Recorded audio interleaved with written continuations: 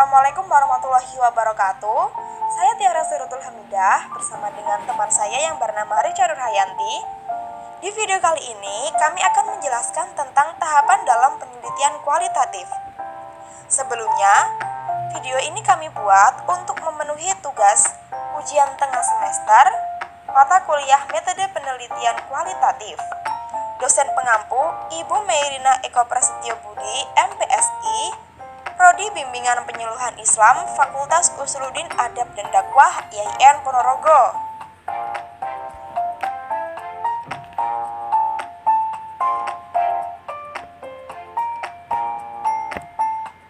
Oke, yang pertama, kami akan membahas tentang asumsi utama dalam penelitian kualitatif. Yang pertama yaitu penelitian memfokuskan pada proses. Mengapa penelitian memfokuskan pada proses? Karena secara umum tujuan penelitian untuk memperoleh pengetahuan atau penemuan baru sebagai penguraian tentang kebenaran pengetahuan yang sudah ada atau sebagai pengembangan pengetahuan yang sudah ada. Yang kedua yaitu memperhatikan pemaknaan dalam sesuatu. Dan yang ketiga yaitu penelitian merupakan instrumen utama. Mengapa penelitian merupakan instrumen utama? Karena agar dapat segera menganalisis data yang sedang diperoleh. Yang keempat yaitu melibatkan penelitian lapangan. Mengapa? Karena agar mengetahui secara langsung objek yang akan diteliti.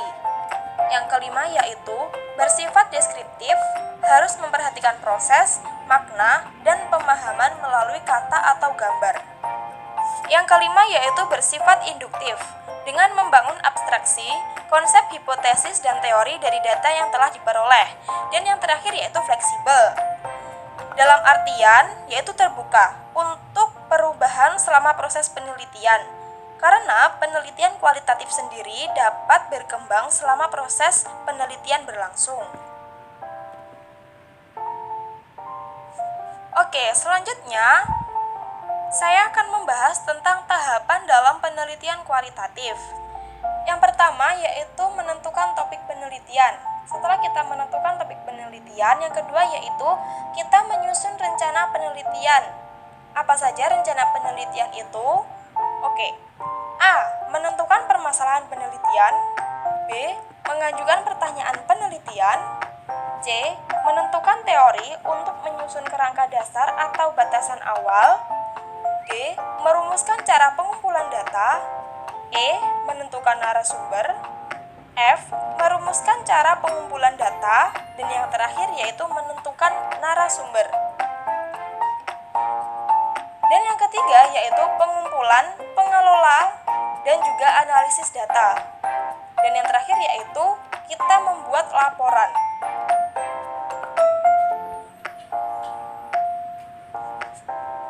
Oke, poin yang ketiga saya akan menjelaskan tentang ada beberapa hal yang perlu diperhatikan dalam perumusan penelitian kualitatif. Apa saja? Yang pertama yaitu tentukan pertanyaan umum yang kemudian diturunkan atau dijabarkan ke dalam sub-sub pertanyaan, khususnya yang semakin spesifik. Mengapa? Karena agar pertanyaan tersebut semakin jelas dan mudah saat proses penelitian berlangsung. Yang kedua yaitu pertanyaan harus sesuai dengan jenis penelitian. Jadi kita harus menyesuaikan dengan jenis penelitian kita seperti apa. Yang ketiga yaitu formulasi atau rumusan pertanyaan penelitian secara tidak langsung menyebutkan hubungan sebab akibat. Mengapa? Karena sebab akibat tersebut akan berhubungan satu sama lain. Yang keempat yaitu pertanyaan akan berkembang, bahkan berubah sejalan dengan perkembangan penelitian. Mengapa seperti itu? Karena nantinya akan memberikan lebih banyak wawasan dan memungkinkan responden untuk menjelaskan penerapan mereka. Yang kelima yaitu pertanyaan penelitian sebaiknya menggunakan pertanyaan yang terbuka. Maksudnya, jika daftar pertanyaan yang terstruktur dapat membatasi pengumpulan data. Urutan pertanyaan atau kuesioner biasanya mengikuti aturan pertanyaan yang terstruktur untuk meningkatkan jumlah respons. Selanjutnya, jenis penelitian kualitatif. Penelitian grounded adalah teori yang menjelaskan keseluruhan dari kehidupan sosial, sejarah maupun pengalaman manusia. Teori ini bersifat abstrak karena tersusun dari konsep-konsep utama yang digunakan untuk memahami dunia sosial. Penelitian ini digunakan jika tujuannya mengungkapkan atau menemukan. Yang kedua, etnografi merupakan prosedur peneliti kualitatif untuk menggambarkan, menganalisis berbagai kelompok budaya yang bertujuan untuk menafsirkan berbagai pola perilaku, keyakinan, dan bahasa yang berkembang dari waktu ke waktu. Jenis penelitian ini digunakan jika memahami suatu gejala. Yang ketiga, case study. Jika peneliti berupaya menarik beratkan studinya pada identifikasi bagaimana proses yang terjadi dalam suatu lembaga atau individu atau kelompok. Yang keempat, fenomenologi. Jika penelitian berangkat dari tujuan untuk mendeskripsikan atau menempatkan pengalaman. Dengan demikian, bahwa pendekatan apapun yang digunakan dalam penelitian kualitatif, peneliti harus dapat memperhatikan dan memahami agar dapat mengungkapkan dan menggali subjek penelitiannya lebih tepat dan cocok sehingga hasilnya sesuai dengan tujuannya. Peran penelitian dalam menentukan pendekatan harus dapat sesuai dengan kondisi di lapangan. Di sisi lain, peneliti juga harus memperhatikan pendekatan yang ideal dan bersifat tetap. Teknik juga bersifat situasional atau fleksibel.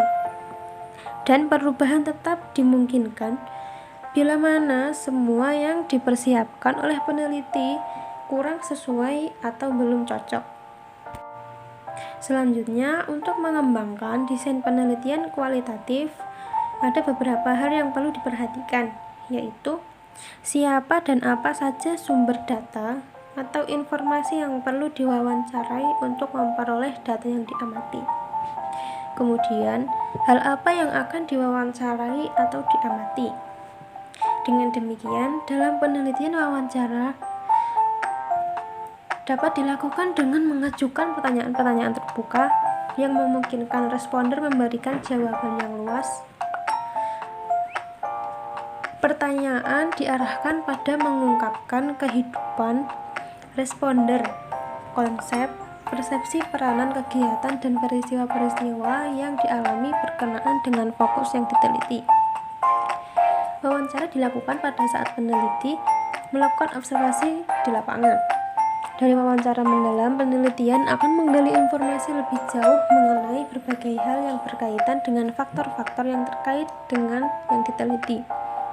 Untuk membantu dalam proses wawancara ini, peneliti menggunakan alat perekam berupa tape recorder.